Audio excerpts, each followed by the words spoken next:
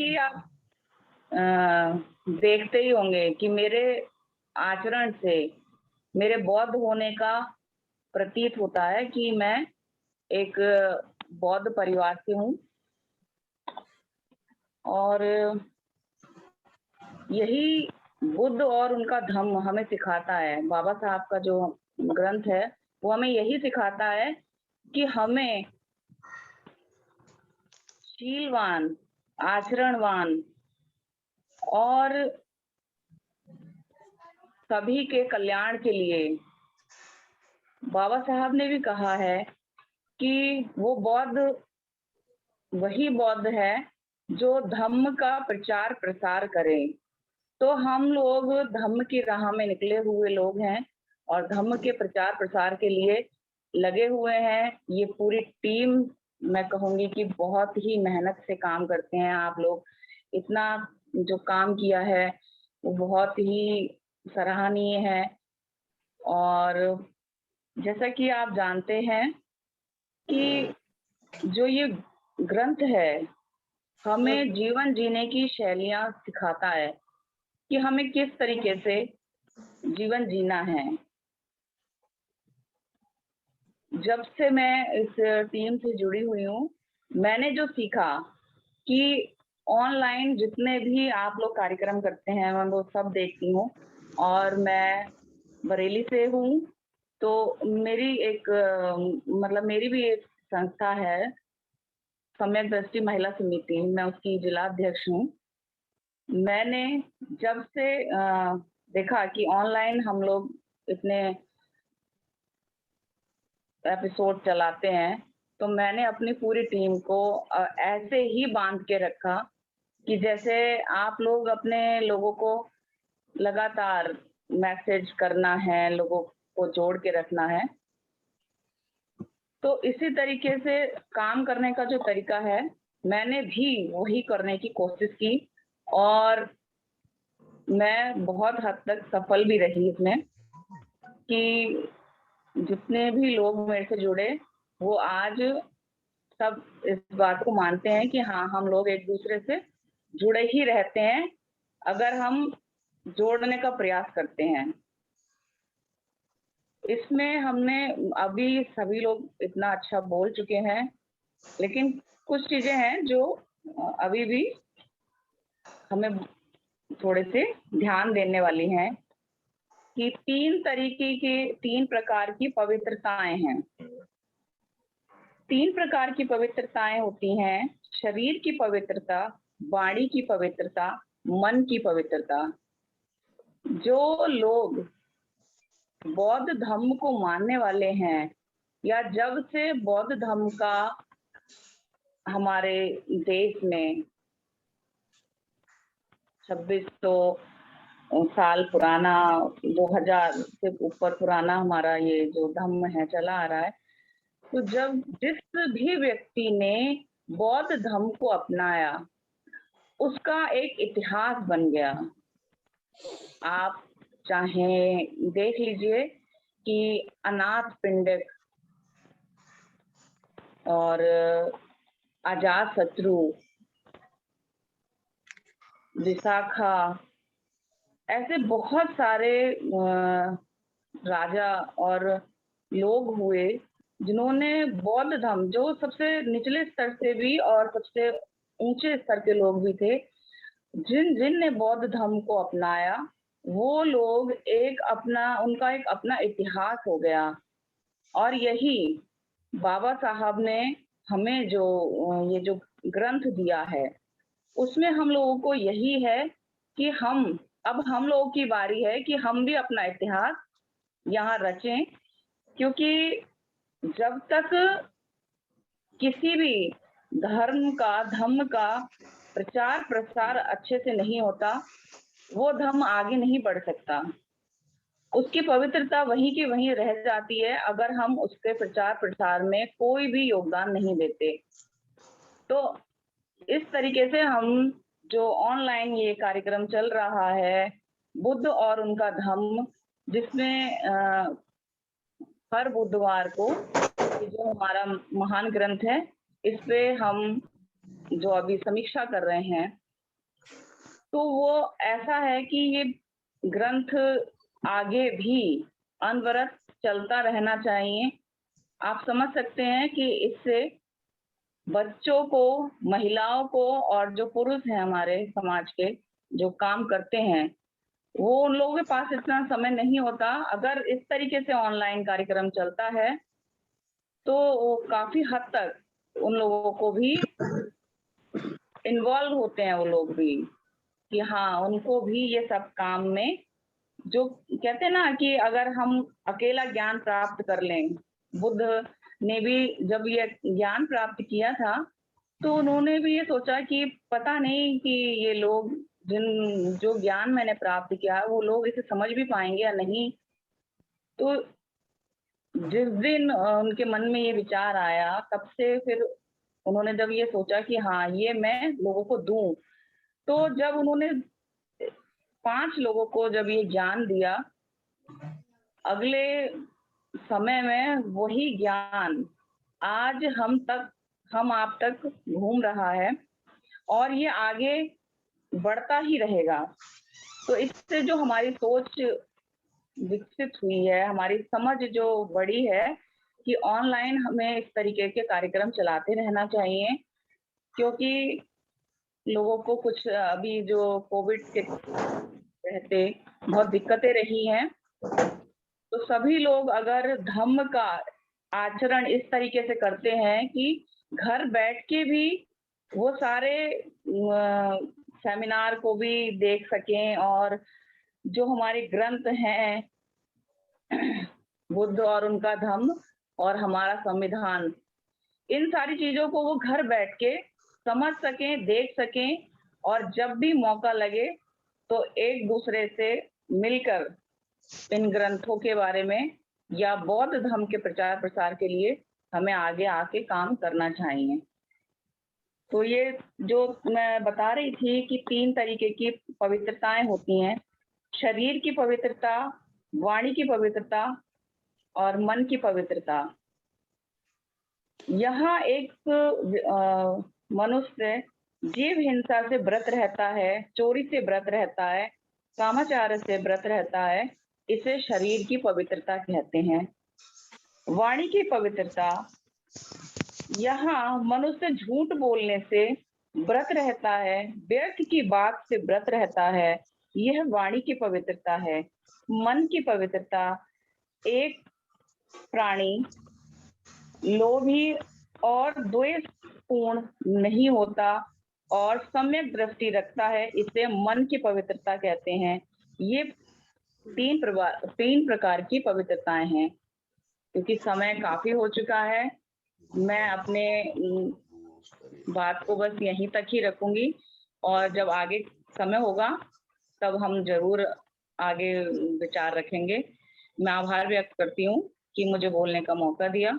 जय भीम, नमो बुद्धाय। बहुत-बहुत साधुवाद। चूँकि हम वास्तव में हमारा जो आज के कार्यक्रम का समय समापन की ओर बढ़ रहा है, आपने इस समय का ख्याल रखा, इसके लिए पूरे संघ की ओर से आपको बहुत-बहुत हृदय से साधुवाद। नमो बुद्धाय, जय भीम। तो आइए हम लोग चलते हैं, आज के कार्यक्रम की अध्यक्षता कर रहे हैं हमारे माननीय आर.एस. रवि बौद्ध साहब। मैं आपको आमंत्रित करना चाहूँगा कि आज के अंतिम क्षणों पर आप अपने अध्यक्षीय प्रबोधन के लिए सादर आमंत्रित हैं, आदरणीय आर.एस. रवि बौद्ध साहब।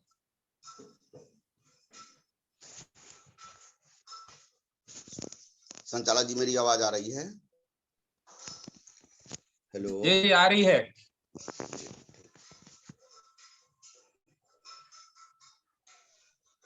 एक बार पुनः है, आज के पावन अवसर पर हमारे देश में सामाजिक परिवर्तन करने वाले आवाज थोड़ी कम आ रही है। आ रही आवाज? हाँ, कम आ रही है, वॉल्यूम थोड़ा बढ़ा लीजिए। अच्छा जी।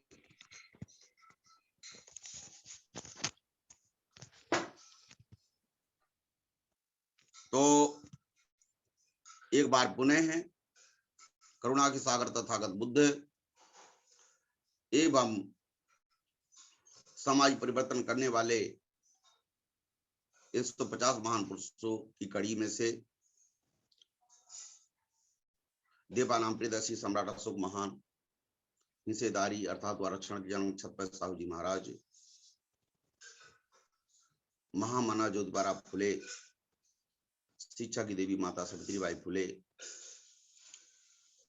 संत महात्माओं की कड़ी में संत शिरोमणि रविदास जी, संत नायक कबीर साहब, अछूतानंद, गुरु नानक आदि संतों को नमन करते हुए तथा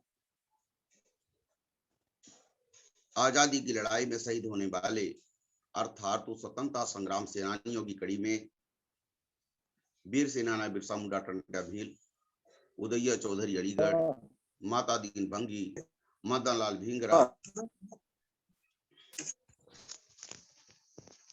सरदार भगत सिंह, महिलाओं में गोडवानी की रानी दुर्गावती, झलकारी बाई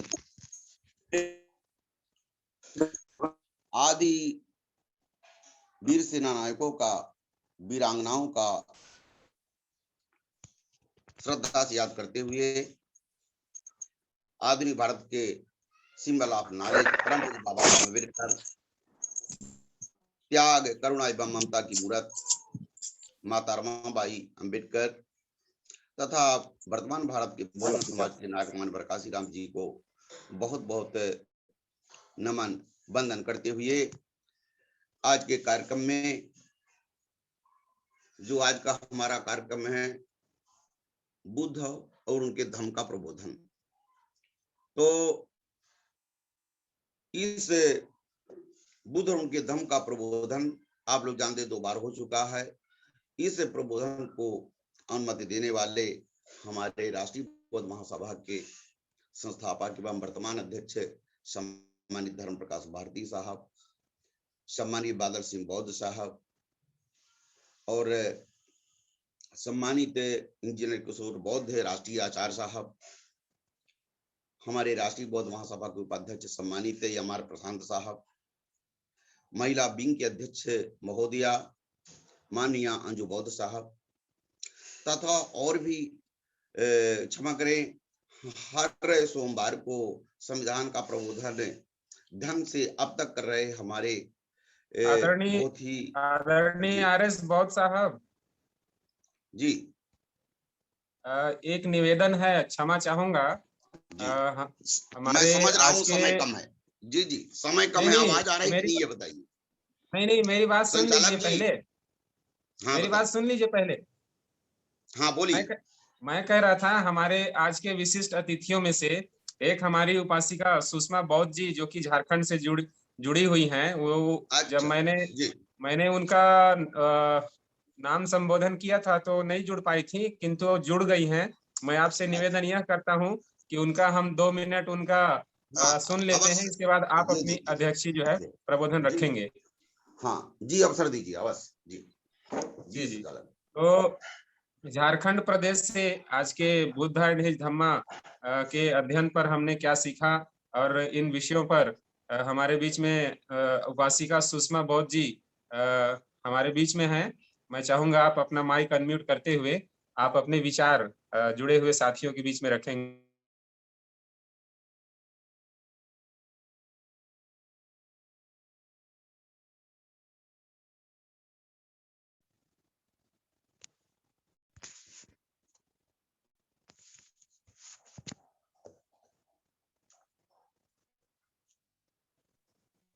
आवाज जा रही है?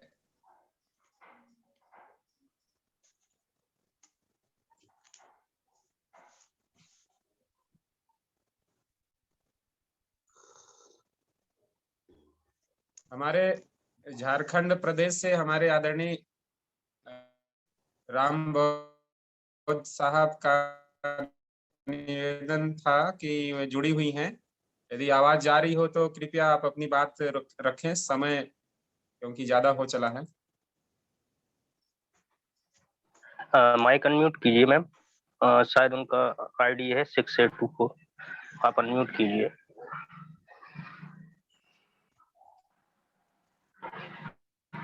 जी हो गया। हेलो, मेरी आवाज आ रही है सर? जी आ रही है। सर्वप्रथम करुणा के सागर तथागत गौतम बुद्ध के कोटि कोटि नमन करते हुए संविधान निर्माता बाबा साहब डॉक्टर भीमराव अंबेडकर साहब को नमन करते हुए शिक्षा के जनक राष्ट्रपिता ज्योतिबा राव फुले, महिलाओं की शिक्षा की अखंड ज्योत जगाने वाली राष्ट्रमाता सावित्रीबाई फुले को नमन करते हुए इस लिंक पे जुड़े हुए हमारे तमाम जीव साथीगण, हमारी बहना सबको मेरे ओर से नमो बुद्धाय जय भीम के अभिवादन करती हूँ। विचार को मैं सुन रही थी, सर जितने भी हमारे महापुरुष है, या ज्योतिबा राव फुले हो, या माता सावित्रीबाई फुले हो, या वी रामास्वामी नायकर साहब हो, सभी ने बौद्ध धर्म का प्रचार करने का काम किए। अगर बौद्ध धर्म का प्रचार नहीं किए होते तो आज जो भारत में इतना सारा ज्ञान मिली वो नहीं मिल पाती, या साहित्य के माध्यम से हो या जागृति के माध्यम से हो, तो सारा जो है वो ज्ञान मिला तो बौद्ध धर्म से ही ज्ञान मिला। बौद्ध धर्म जो है ऐसी शिक्षा है, जो आदमी शिक्षा को ग्रहण करता है, सुनता है, स्त्री हो या पुरुष हो, सभी का मन जो है पवित्र हो जाता है। यानी मन में जो क्रोध की भावना है, जो अज्ञानता है, वो सारी त्रुटियां जो है जो मन में बना हुआ रहता है, वो सारी त्रुटियां खत्म हो जाता है। जो बुद्ध ने पंचशील का पाठ दिए, जो अकारण जीव को हिंसा नहीं करना चाहिए और व्यभिचार नहीं करना चाहिए, शराब नहीं पीना चाहिए, चोरी नहीं करना चाहिए, झूठ नहीं बोलना चाहिए। जिस दिन ये सारा गुण लोगों में आ जाए तो ये भारत जो है बोधमय हो सकता है। तो संत कबीर दास जी हो या तथागत बुद्ध हो या बाबा साहब हो, जितने भी महापुरुष जन्म लिए वो सभी महिलाओं को आगे बढ़ाने का काम उन्होंने किया। तो अगर हम जैसी और यहाँ जो बोल रही थी बहुत सारे विद्वान महिला लोग, अगर सुनकर हम तमाम महिला इस भारत में जिस तरह बौद्ध भिक्षुणी बनकर ज्ञान देने का काम कर रही थी, तो हम लोग भी काम करने में सफल हो जाएंगे। क्योंकि बाबा साहब डॉक्टर भीमराव अंबेडकर जो भारत का संविधान लिखकर भारत की तमाम नागरिकों का जो सम्मान दिए हैं, वो हम लोग के लिए एक सुरक्षा कवच है।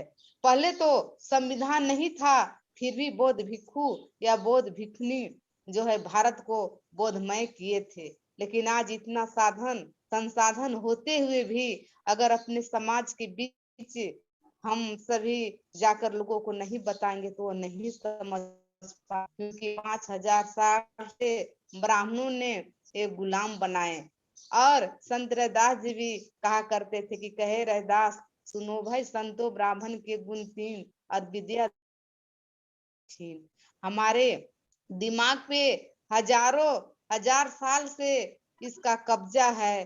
तो जब तक हम लोग जाकर के बुद्ध का पंचशील, त्रिशरण, अष्टांगिक मार्ग लोगों को नहीं बताएंगे तो आखिर कैसे समझ में आएगी। तो हमें बार बार जाना होगा, बताना होगा। और ये काम भी हम लोग हर संडे को कहीं नहीं कहीं कहीं हमेशा करते रहते हैं और लोगों को जगाने के काम करती हूँ। लेकिन मुझे बहुत दुख की बात है कि जो यहाँ बोध गया में ये अधिवेशन हुआ बौद्ध महासभा की, वहाँ पे नहीं जुट पाए क्योंकि मेरी सासू माँ का तबीयत बहुत ज्यादा सीरियस हो चुका था।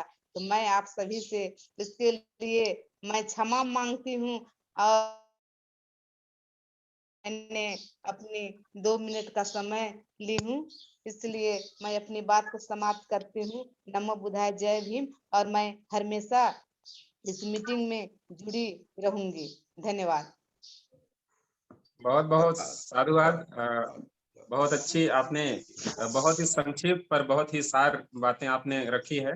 हम पूरे आरबीएम संघ की ओर से आपको साधुवाद करते हैं और निवेदन करते हैं कि आने वाले समय में जब भी हमारा वेबिनार हो और जब भी खास करके महिला शक्ति को, महिला विंग को जब हम प्राथमिकता दे रहे हैं, तो कोशिश है कि आपका भी उद्बोधन हमें समय समय पर मिलता रहेगा। तो बहुत बहुत साधुवाद पुनः। और आज के कार्यक्रम की अध्यक्षता कर रहे पुनः मैं निवेदन करूंगा कि आप अपने संक्षिप्त अध्यक्षीय प्रबोधन रखेंगे आदरणीय RS बौद्ध साहब। स्वागत है। संचालक जी, मेरी आवाज आ रही है?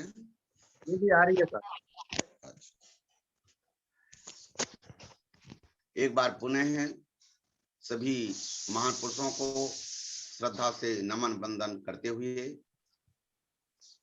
हमारे राष्ट्रीय बौद्ध सभा के सभी महामानवों को जो आज के कार्यक्रम में शामिल हैं और देश स्तर पर राष्ट्रीय बौद्ध महासभा का संवर्धन कर रहे हैं, संचालन कर रहे हैं, उन सभी पदाधिकारियों का, मुख्य रूप से संरक्षक दाऊ अशोकायन जी का, भारती साहब का,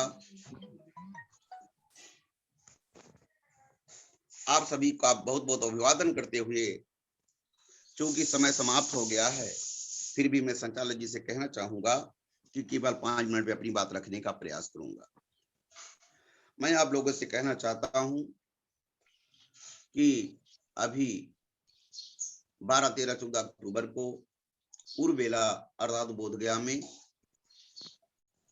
हमारे राष्ट्रीय बौद्ध महासभा के 22 राज्यों से जो वरिष्ठ पदाधिकारी गण हैं वह बुद्ध संगति में शामिल हुए थे। बहुत ही सराहनीय कार्यक्रम रहा है। इस संबंध में आज की विशेष अतिथि सम्माननीय विमला रानी जी ने अपनी बात रखी है कि आज तक न ऐसे रिश्तेदार मुझे मिले, न इतने अच्छे मित्र मिले जितने अच्छे बोधगया के राष्ट्रीय कार्यक्रम में मिले।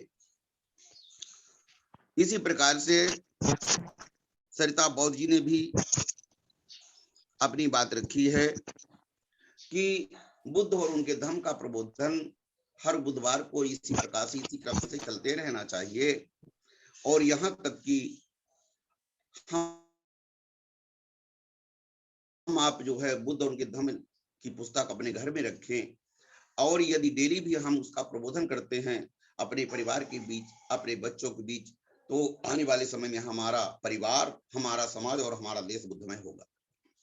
तीसरे नंबर में मैं कहना चाहता हूं कि सारिका बौद्ध जिन्होंने गागर में सागर भरते हुए बहुत अच्छी बात कही है कि उन्होंने इशारा किया है कि शरीर की शुद्धता, मन की शुद्धता और वाणी की शुद्धता। जैसा मैं कहना चाहता हूं कि मनसा वाचा कर्मणा विमल विनीत विशुद्ध, अर्थात अगर हमारा शरीर, हमारा मन और हमारी वाणी शुद्ध होगी तो निश्चित है कि दूरगामी प्रेरणा समाज के लिए और हमारे परिवार के लिए और देश के लिए अच्छा हो। इसी प्रकार से अभी हमारी आज की विशेष अतिथि बहन सुषमा बौद्ध जी ने अपनी बात कम समय में रखी है और उन्होंने बुद्धमय भारत बनने के लिए हम सबको बुद्ध की विचारधारा से प्रेरित होना, ऐसा उनका इशारा रहा है। साथियों, चूंकि समय कम है, फिर भी मैं बहुत ही महत्वपूर्ण बात शेयर करना चाहता हूं कि देवानाम प्रियदर्शी सम्राट अशोक महान अपने राज सिंहासन में बैठने के 10वें वर्ष बाद बोधगया गए और बोधगया जाकर के जिसका पहले नाम था, एक गांव के रूप में पहले नाम था उर्वेला, वहां पर जाकर उन्होंने जो वर्तमान आप बुद्ध विहार, बुद्ध मंदिर देखते हैं, तो अशोक देवानाम प्रियदर्शी सम्राट अशोक ने बनवाया था।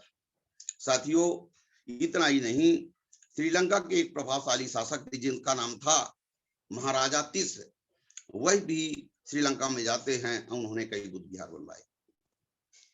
तो साथियों, इसकी गाथा हम यहीं पर छोड़ रहे हैं और कुछ बहुत महत्वपूर्ण बात आप लोगों सामने शेयर करना चाहते हैं, वो 1 मिनट में कर देंगे। साथियों, आप लोगों से एक बहुत अच्छे विचारक दार्शनिक का नाम लेना चाहते हैं। वो दार्शनिक है माइकल नोस्ट्राडेमस। इन्होंने लिखा है कि यीशु मतलब ईसाई धर्म के प्रवर्तक यीशु करुणा के सागर तथागत बुद्ध को अपना भगवान, अपना गॉड स्वीकार किया है और अपने आप को उनका पुत्र स्वीकार किया है और इसके बाद ऑस्ट्रिया एवं यूरोप में उन्होंने अपना प्रचार प्रसार किया है। तो मैं कहना चाहता हूं कि चाहे यीशु हो, ये और भी कई जो अपने आप को स्वयं को भगवान कहते हैं, अहम ब्रह्मास भी ऐसा सोचते हैं, वही भी बुद्ध से प्रेरित हुए हैं। तो साथियों, क्योंकि समय कम है, फिर भी एक अति महत्वपूर्ण बात कहना चाहता हूं। बुद्ध और आनंद एक बीमार थेर के पास, थेर मीन्स भंते के पास जाते हैं। अब उस समय भंते के पास शारीरिक बल नहीं था, अर्थात वो अपने ही मल मूत्र में वो सने पड़े थे। जब बुद्ध और आनंद देखते हैं कि अत्यधिक बीमार हैं अतिसार से, तो बुद्ध और आनंद उस भिक्षु को, भंते को उठाते हैं और उन्हें जो है स्नान कराते हैं, अच्छे से धोते हैं। तो और अंत में बुद्ध ने कहा है कि जो लोग रोगी की सेवा करते हैं, मान लो मेरी सेवा करते हैं। इस प्रकार से बुद्ध का मार्ग है अतदीपो भाव, अर्थात अपना प्रकाश स्वयं बनो। तो इस प्रकार से बहुत अच्छी बातें निकल के आई है। हमारे आज के वक्ताओं ने भी कम समय में बहुत अच्छी बात रखी है। आप लोगों से मैं बात शेयर करना चाहता हूं, केवल 1 मिनट में बचा है समय, कि क्योंकि मैं राष्ट्रीय बौद्ध महासभा का 14 अक्टूबर 2008 से लगातार सदस्य हूं, और मैंने पाया कि वर्तमान समय में राष्ट्रीय बौद्ध महासभा का संघ पूरे भारत में, अर्थात अब तक 35-36 राज्यों में, चाहे बड़े राज्य हों चाहे केंद्र शासित प्रदेश हों, सभी राज्यों में राष्ट्रीय बौद्ध महासभा का जो है संघ खड़ा हो गया है। साथियों, आप लोगों से कहना चाहता हूं कि हम आपको राष्ट्रीय अध्यक्ष के मार्गदर्शन में, राष्ट्रीय आचार्य के मार्गदर्शन में, हम आपको नैतिकता पूर्ण काम करना होगा। साथियों, अभी भी भारत जैसे विशाल देश में हम लोग बुद्ध धर्म को ढंग से स्थापित नहीं कर पाए हैं, और उसका सीधा सीधा कारण स्पष्ट होता है कि हमारे प्रबुद्ध वर्ग के लोगों ने ढंग से काम नहीं किया है। आप लोगों को बाबा साहब अम्बेडकर की वाणी याद आती होगी कि 18 मार्च 1956 को भारत के बहुत ही महत्वपूर्ण धरती आगरा में, जहां पर हमारे राष्ट्रीय बौद्ध महासभा का कार्यालय है, बड़े सौभाग्य की बात है, वहां बाबा साहब अम्बेडकर ने कहा था कि यह प्रबुद्ध साथियों, हमारे पढ़े लिखे लोगों ने धोखा दिया है। तो मैं कहना चाहता हूं कि वर्तमान भारत में हमारे पढ़े लिखे बहुत से प्रबुद्ध साथी तैयार हो गए हैं। कुछ टीचर हो गए हैं, कुछ पुलिस में हो गए हैं, कुछ छोटे बड़े कार्यालयों में लिपिक हो गए हैं, फिर छोटे बड़े हमारे नेता भी हो गए हैं, हमारे कुछ वकील भी हो गए हैं। परम पूज्य बाबा साहब अम्बेडकर ने कहा था, जिस समाज के 10 डॉक्टर, 10 वकील और 10 इंजीनियर हो जाते हैं, उस समाज का कल्याण अपने आप शुरू होना हो जाता है। हमारे राष्ट्रीय अध्यक्ष एक दिन अपनी वाणी में कह रहे थे कि इस समय लाखों की तादाद में हमारे वकील हैं, हमारे देश भारत में लाखों की तादाद में डॉक्टर हैं, लाखों की तादाद में इंजीनियर है। इसके बावजूद भी हम लोग भारत को बुद्धमय जितना बनाना चाहिए था उतना नहीं बना पाए हैं। इसके लिए हम सभी लोगों को पूरे मन से काम करना होगा, क्योंकि अनुशासन हमारे संघ की, अब बुद्ध मार्ग की सबसे बड़ी गरिमा होती है। समय अधिक हो चला है, इसलिए ज्यादा ना कुछ कहते हुए एक बार पुनः राष्ट्रीय बौद्ध महासभा के सभी वरिष्ठ पदाधिकारियों का बहुत बहुत आभार व्यक्त करते हुए, तथा आज के जूम मीटिंग में, जूम वेबिनार में जितने भी प्रबुद्ध साथी, माताएं, बहनें, सहवर्गी साथी शामिल हैं, उन सभी को बहुत बहुत साधुवाद एवं आभार व्यक्त करते हुए, और मुख्य रूप से आज के कार्यक्रम का सफल संचालन कर रहे हमारे सोनवानी साहब, और जो आज के हमारे जो विशेष अतिथि हैं, जिन्होंने कम समय में गागर में सागर भरते हुए अपनी वाणी से बुद्ध वचनों का बखान किया है, बुद्ध वचनों का वर्णन किया है, मैं उन सबको साधुवाद देते हैं, आभार व्यक्त करते हैं। और एक और बात आप लोगों को बहुत महत्वपूर्ण कहना चाहते हैं कि ऐसा लगता है कि आज पूर्णमासी का दिन है, शरद पूर्णिमा है, तो हमारे सीनियर कार्यकर्ता माननीय के बौद्ध साहब का कहना है कि बुद्ध की शाम बुद्ध के नाम।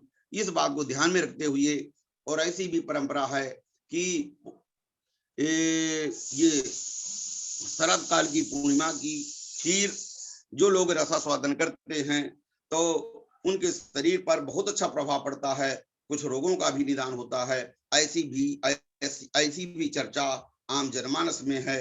तो मैं आप सभी से आग्रह करता हूं कि आप सबके घर में बुद्ध की शाम बुद्ध के नाम खीर बनना चाहिए है। अपने पड़ोसी एवं बच्चों को खीर का वितरण भी करना चाहिए है। और अंतिम बात, आज पूर्णमासी होने के नाते हमारा राष्ट्रीय बौद्ध महासभा संघ ढंग से काम करता रहे, इसके लिए अगर हमारे पास नजदीकी बुद्ध विहार नहीं है, हमारे पास कोई नजदीकी भिक्षु नहीं है, तो हम सभी को मुख्य रूप से जो राष्ट्रीय बौद्ध महासभा के छोटे बड़े पदाधिकारी हैं, जो छोटे बड़े सदस्य हैं, उन सबसे विनम्र आग्रह है कि आप लोग आज थोड़ा बड़ा धमदान जरूर करें। और इसलिए करें कि हमारी आज की विशेष अतिथि विमला रानी जी ने कहा है कि बोध गया में जो मुझे सुविधा, जो सुकून मिला, ऐसा लगा कि मुझे वहां पर 5000 दान और देना चाहिए था। तो कम खर्च में जो सुविधा हम लोगों को बोध गया में मिली है, और इसी प्रकार से सुविधा पूरे भारत के कार्यक्रमों में मिलती रहेगी, इसी प्रकार से जूम वेबिनार चलता रहे, इसके लिए हमारे सभी उपासक गणों को धमदान करना चाहिए है।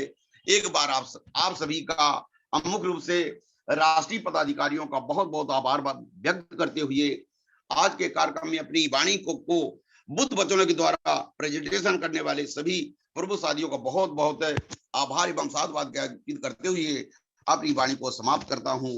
नमो बुद्धाय, जय भीम, जय प्रबुद्ध भारत। साधुवाद। कार्यक्रम की अध्यक्षता संचालक जी 5 मिनट साहब को और दीजिए। मैं आ रहा था तो मैं निवेदन चाहूंगा हमारे राष्ट्रीय संस्थापक अध्यक्ष महोदय कि आज के कार्यक्रम के समापन और आभार स्वरूप आप अपनी बात रखेंगे। आदरणीय सादर पूज्य सभी संत गुरुओं को नमन करते हुए आज की वेबिनार की अध्यक्षता की हमारे सम्मानित आरएस रवि साहब को बहुत बहुत धन्यवाद।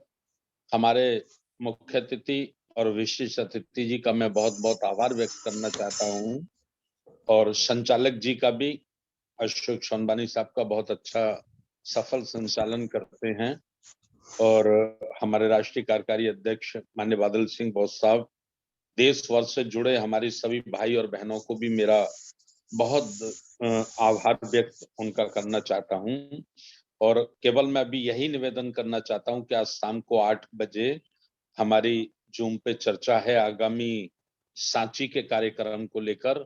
तो आप सभी लोग मेहनत करें, अपने जितने भी मित्र लोग हैं, साथी लोग हैं, धम्म के साथी हैं, बाबा साहब के अनुयायी हैं, उनको आप लिंक भेजें, व्हाट्सएप पर मैसेज भेजें, और करीब 10-10 लोगों को व्यक्तिगत रूप से आप टेलीफोन करें और शाम को 8 बजे की वेबिनार में उन्हें अवश्य जोड़ने की आप कोशिश करें। ये निवेदन करके मैं पुनः एक बार सभी का आभार व्यक्त करते हुए सभी का धन्यवाद ज्ञापन करता हूं, और ये कामना करता हूं कुदरत से कि बहुत जल्दी राष्ट्रीय बौद्ध महासभा अपने महापुरुषों के संकल्प को पूरा करने में कामयाब हो। ऐसी प्रार्थना के साथ मैं अपनी वाणी को विराम देता हूं। नमो बुद्धाय, जय भीम। साधु साधु साधु। संचालक जी मैं 1 मिनट दूंगा। अगले बुधवार से हम बुद्ध धम्मा वाचन की स्वीकृति हेतु प्रस्ताव रखते हैं साहब के सामने, और सोच अभी तक क्यों नहीं बनी, ये अभी पूरा नहीं हुआ है, तो सोच किस प्रकार से बननी चाहिए। बुद्ध धम्मा से पहले पैराग्राफ प्रस्ताव नाम 4 बाबा साहब ने लिखे थे कि सोच बनी क्यों नहीं है। सभी साथियों से अनुरोध है कि अगले बार के वाचन से साहब की अनुमति के आधार पर हम सभी प्रस्तावना के 4 पैराग्राफ हैं उनको अच्छे से अध्ययन करके आए, और समझ में ना आए तो आपस में फोन से डिस्कस भी कर रहे हैं। तो ये प्रस्ताव मैं आपके सामने रखता हूँ। स्वीकृति के बाद अगली बार से वाचन रहेगा।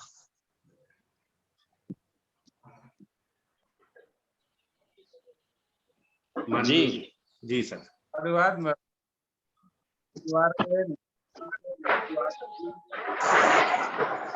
जी समापन हम कर रहे हैं। माननीय राष्ट्रीय अध्यक्ष जी से अनुरोध है कि प्रस्ताव की स्वीकृति रखें, इससे आगे की बुधवार को वाचन हो सके। हाँ जी बिल्कुल स्वीकृति है, बिल्कुल सही है, ज्यादा से ज्यादा होना। जी जी जी जी सर।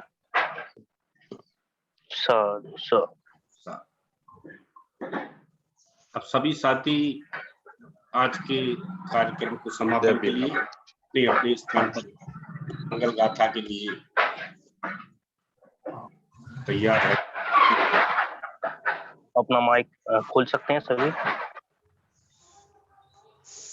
सब्बे सत्ता सुखी होन्तु, सब्बे होन्तु जग्गे मिनो, सब्बे पश्यन्तु महाकिंची दुःखमहागमा, सब्बे सत्ता सुखी होन्तु, सब्बे होन्तु जग्गे मिनो, सब्बे भद्राणि महाकिंची दुःखमहागमा, सब्बे सत्ता सुखी होन्तु, सब्बे होन्तु जग्गे मिनो, सब्बे भद्राणि पश्यन्तु महाकिंची दुःखमहागमा।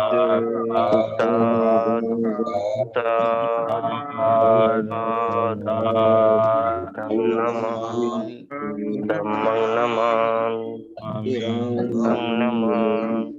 सबका मंगल हो, सबका मंगल हो, सबका मंगल हो। आज के कार्यक्रम की यहीं पे समापन की घोषणा की जाती है। सभी शाम को अधिक